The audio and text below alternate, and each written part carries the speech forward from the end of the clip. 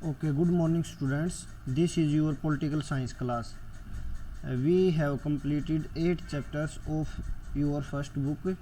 So from today we will begin 9th chapter and this is the last chapter of this book.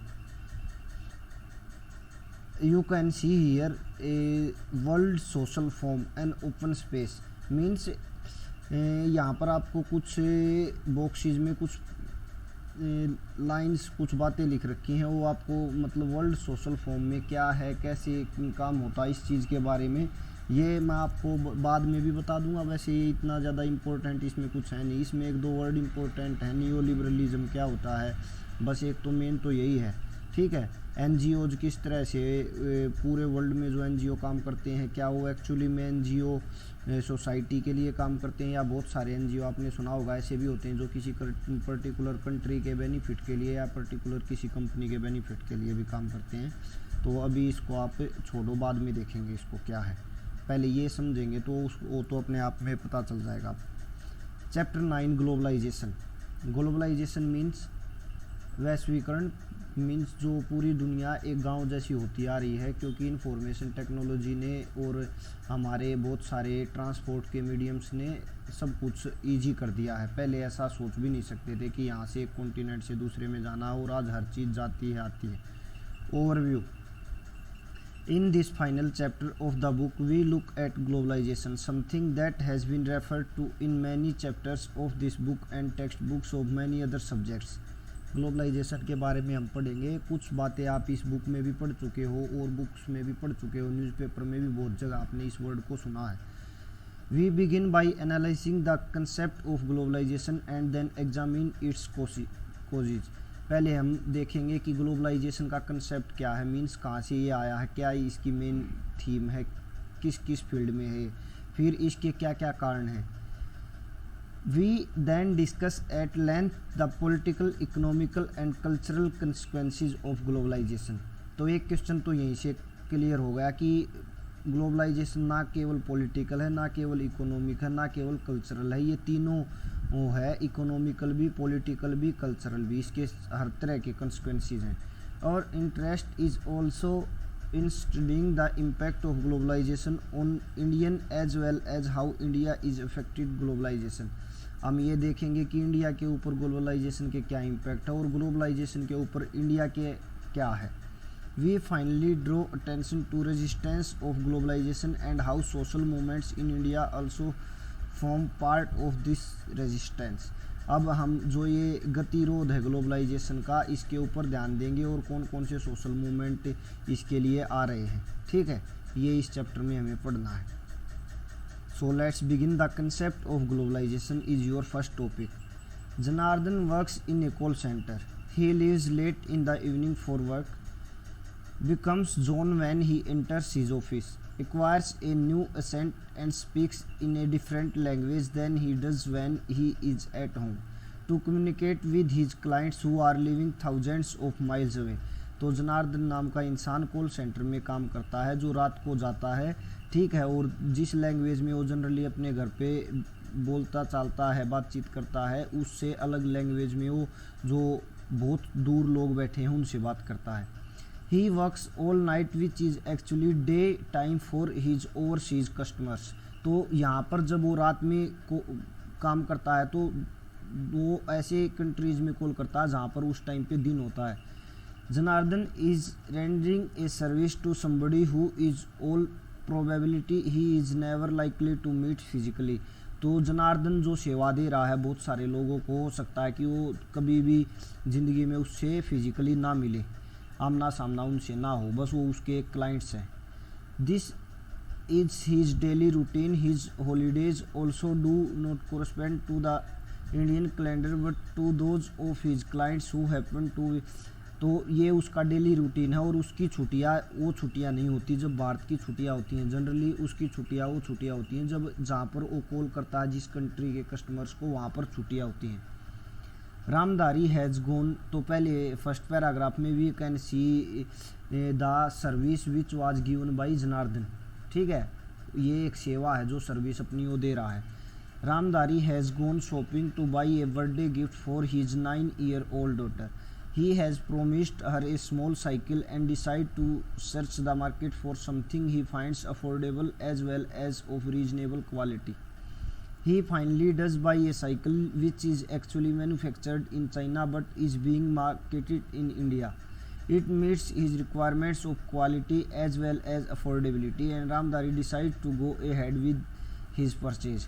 तो रामदारी जो अपनी बेटी के लिए एक साइकिल गिफ्ट करना चाहता है वो अपनी ज़रूरत के हिसाब से और अपनी क्वालिटी के हिसाब से और अपने पैसे के हिसाब से जो साइकिल ख़रीदना चाहता है वो चाइना में बनी हुई साइकिल है जो भारत की मार्केट में बिकने के लिए है, ठीक है, उसको ख़रीदता है. Last year Ramdari on his daughter's insistence has bought her a Barbie doll which was originally manufactured in US but अब लास्ट ईयर उसने जो गिफ्ट दिया था वो ओरिजिनली अमेरिका में यूएस में यूनाइटेड स्टेट्स में बना था और जिसको उसने भारत से ख़रीदा था. Go through newspapers for a week and collect clippings on anything related to globalisation. तो आपको क्या करना है, न्यूज़पेपर जिसको पढ़ने का शौक़ है, नहीं है तो शौक़ बना लो अपना. न्यूज़ जो देखते हो उस पर ये वर्ड्स ऐसे हैं जिन पे डेली डिबेट्स भी आती हैं, उन पे आर्टिकल्स भी आते हैं, ठीक है. तो ये आपको थोड़े बहुत आप करंट के साथ मतलब इन चीज़ टॉपिक्स पे और भी आपकी अंडरस्टैंडिंग ज़्यादा इंप्रूव करनी है तो आप वो पढ़ सकते हो. सारिका इज ए तो सेकंड थिंग क्या है, ऐसी चीज़ें देखी हमने जो इंडिया में नहीं बनी बट इंडिया में बिक रही हैं. ये समझा रहा है कि ग्लोबलाइजेशन के क्या क्या किस किस रूप में ग्लोबलाइजेशन है सोसाइटी में. Sarika is a first generation learner who has done remarkably well through out her school and college life by working very hard. तो सारिका नाम की जो लड़की है उसने अपने स्कूल और कॉलेज की पढ़ाई बहुत मेहनत से की है. She now has an opportunity to take on a job and begin an independent career which the women of her family had never dreamed of earlier. तो अब उसके पास एक ऐसे बेहतरीन अपॉर्चुनिटी है कि वो अपना एक इंडिपेंडेंट करियर शुरू कर सकती है. उसको जॉब मिल रही है जैसा उसकी फैमिली की पहले की औरतों ने कभी सोचा भी नहीं था. While some of her relatives are first she finally decide to go ahead because of the new opportunities that have been made available to her generation. तो उसके बहुत सारे रिश्तेदार वो लड़की है जॉब करने से मना कर रहे हैं, उसका विरोध कर रहे हैं, बट वो अपनी इस अपॉर्चुनिटी को मतलब ले लेती है और जॉब करने लग जाती है. All three examples. तो इस थर्ड एग्जांपल में क्या दिखाया है कि कौन कौन सी जॉब अपॉर्चुनिटीज़ ग्लोबलाइजेशन की वजह से दुनिया में आ गई हैं, ठीक है, जो पहले किसी ने सोचा भी नहीं था. All three examples illustrate an aspect each of what we call globalisation. तो तीनों एग्जांपल में हमने देखा कि ग्लोबलाइजेशन किस तरह से इन तीनों एग्जांपल्स में छुपा हुआ है. In the first instance Janardan was participating in the globalisation of services. तो जनार्दन क्या है, जो सर्विसेज की फील्ड में ग्लोबलाइजेशन हो गया है उस काम को कर रहा है.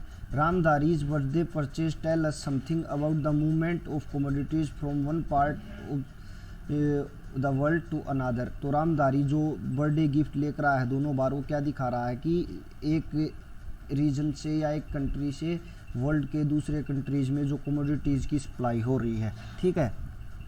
Sarika is faced with A conflict of various values partially originating from a new opportunity that earlier was not available to the women in her family. तो सारिका उस विरोध को झेल रही है जो उसके पास इस टाइम में जॉब अपॉर्चुनिटीज़ आ गई हैं जो पहले उसकी फैमिली की औरतों के पास वो अपॉर्चुनिटीज़ नहीं थी.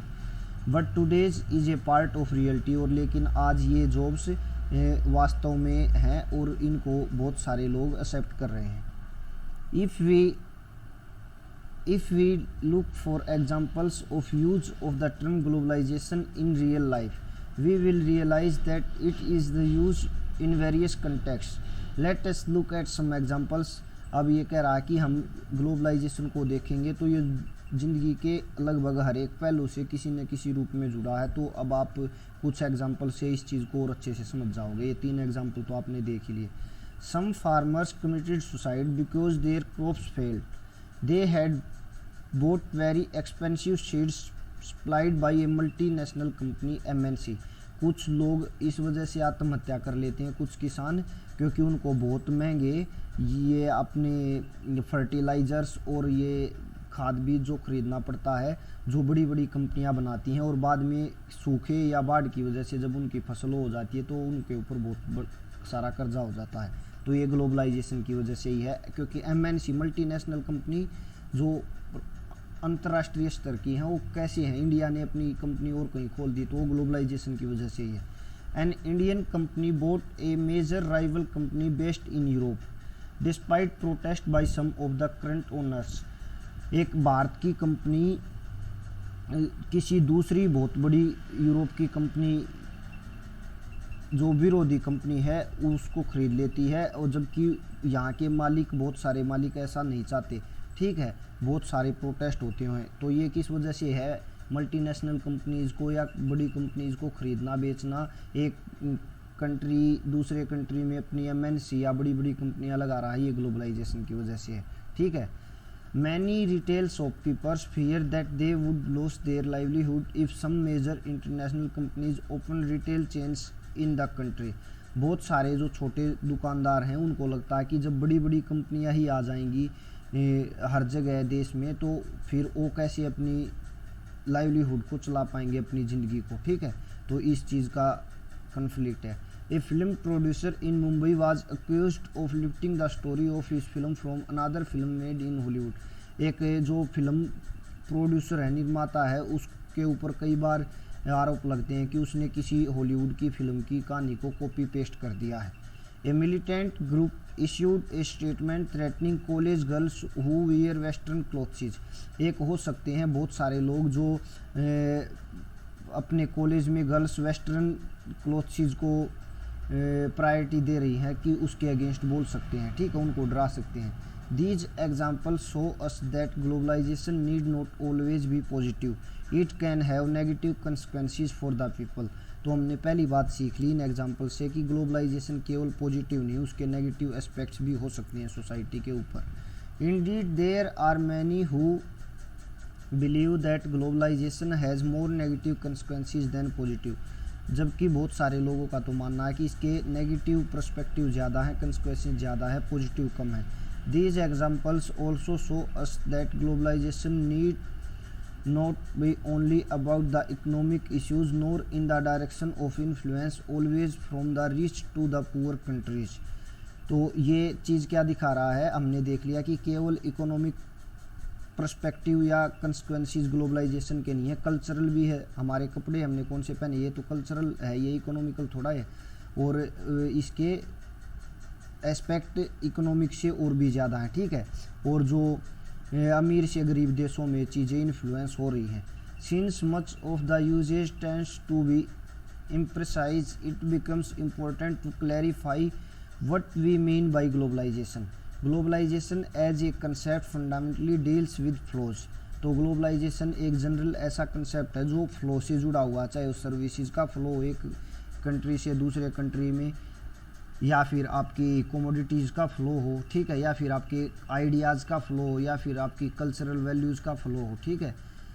This flow could be of various kinds, ideas moving from one part of the world to another, capital shunted between two और more places, commodities being traded across borders and people moving in search of better livelihoods to different parts of the world. तो देखो इतने सारे aspects जो जुड़े हुए हैं ये ग्लोबलाइजेशन से। The crucial element is the world wide interconnectedness that is created and sustained as consequences of these constant flows. तो इन चीज़ों के सबसे ज़्यादा रिस्पॉन्सिबल जो चीज़ है वर्ल्ड वाइड इंटरकनेक्टेडनेस है, जो आज की दुनिया में एक देश की दूसरे देश के साथ कनेक्शन बहुत ईजी हो गए हैं, आना जाना बहुत ईजी हो गया है, कंफर्टेबल हो गया, तो इस वजह से ये फ्लो कंटिन्यूसली इंक्रीज होता जा रहा है। This chapter has a series of images about political, economical and cultural aspect of globalisation. ये मैंने आपको पहले भी बता दिया। उसके बाद globalisation is a multi dimensional concept. तो कल्चरल भी है, इकोनॉमिक भी है, पॉलिटिकल भी है, तो मल्टी डायमेंशनल है। It has political, economical and cultural manifestations and these must be adequately distinguished। तो इसके कल्चरल भी, इकोनॉमिक भी, पॉलिटिकल भी, सभी तरह के कोजेज हैं जिनको हम अलग अलग रूप में देख सकते हैं। It is wrong to assume that globalisation has purely economic dimensions. तो ग्लोबलाइजेशन को केवल अर्थव्यवस्था या इकोनॉमी से जोड़ेंगे तो वो गलत बात होगी। Just as it would also be mistaken to assume that it is a purely cultural phenomena। केवल कल्चरल फिनोमिना मानेंगे तो भी गलत होगा। The impact of globalisation is vastly uneven, it affects some societies more than others. तो globalisation के impact भी अलग अलग हो सकते हैं। हो सकता है कि कुछ सोसाइटीज़ के ऊपर इसका इतना असर ना हो जितना दूसरी पे है, या कुछ सोसाइटीज़ के ऊपर इसका इतना ज़्यादा असर हो जितना दूसरी सोसाइटीज़ पर नहीं है। And it is important to avoid drawing general conclusion about the impact of globalization without paying sufficient attention to specific context। तो जब तक हम अच्छे से ग्लोबलाइजेशन के ऊपर ध्यान नहीं देंगे और अच्छे से उसके कंटेक्स्ट को समझेंगे नहीं, तब तक उसके बारे में कुछ भी बोलना ठीक नहीं है। ठीक है। Next topic is our causes of globalisation. Causes of globalisation हम कल के क्लास में करेंगे। अभी तक के 8 चैप्टर में 6 चैप्टर के कार्टून रहते हैं, आप कुछ बताते नहीं हो। एक तो ये बता दो 6 चैप्टर के कार्टून एक दिन करेंगे, उसके अलावा और किसी चैप्टर के कार्टून हो, क्वेश्चन आंसर्स हो, कोई टॉपिक हो, सब टॉपिक हो, कोई हेडिंग हो, कोई वर्ड हो जो आपको समझ में नहीं आया हो। ठीक है। लॉकडाउन ऐसे ही बढ़ता रहा तो फिर बाद में, वैसे तो सबको पता है कि जो अब हो रहा हो स्कूल में होगा रिपीट, क्योंकि अब ना तो सब इतने सीरियसली थोड़ा ले रहे होंगे। ये भी एक मतलब जो बच्चे अच्छे से पढ़ रहे हैं उनके लिए। बट यदि टाइम ही इतना नहीं बचा कि दोबारा से रिपीट हो जाए, फिर टीचर्स क्या करेंगे? उसको जल्दी जल्दी निपटाएंगे, फिर आपको लगेगा कि क्या हुआ। तो अब टॉपिक बिल्कुल आराम से हो रहा है। आपको कोई दिक्कत है तो आप पूछ सकते हो, बता सकते हो, किसी भी चैप्टर के किसी भी इशू में कोई दिक्कत है तो। ठीक है। और इस लेक्चर को अपना आराम से देखो अब।